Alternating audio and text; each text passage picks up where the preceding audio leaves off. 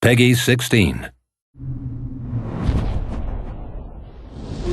People want to play this game because it's beautiful, because it's got a great story, because it's got a great main character.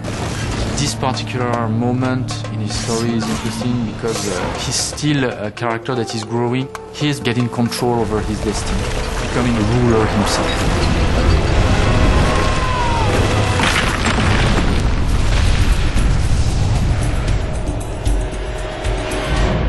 The prince is right at that point where soon he's going to have to start taking very serious responsibilities in his life, and he's looking up to his brother who already is. It's almost like a little glimpse of what the prince will or could become.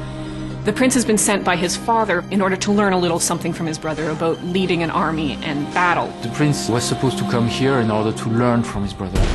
And as he arrives, the castle is already being attacked. Malik!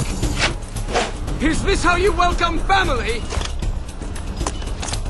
You've picked a bad time for a visit. The attack on his city is going very poorly.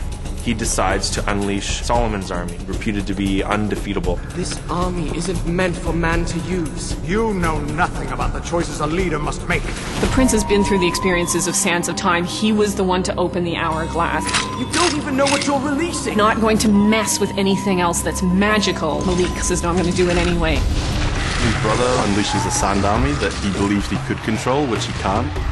Then all hell breaks loose and the prince has to defend his brother's kingdom. If you won't stop this, I will. He will encounter Razia, who is a djinn and the guardian of the water in the palace. We are Razia, queen of the Marid. Players might wonder why there's so many water elements that you can freeze in the palace. This is the desert, and they've got water pouring out of all these places where it seems a little bit wasteful. This is one of the ways that this culture is showing its decadence. King Solomon allied with the 4 tribes of Jinn. My people, the Marid, moved rivers, bringing life to the desert. But some of us hated that human and Jinn should work together. And the first among them was Ratash.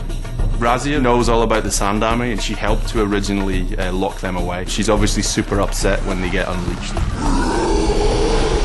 Story-wise, going back to the Arabian Nights is kind of going back to a very mythic feeling. There's also some kind of nostalgia. We always want to revisit this universe. It has that Persian, that Arabian Nights exotic feel to it.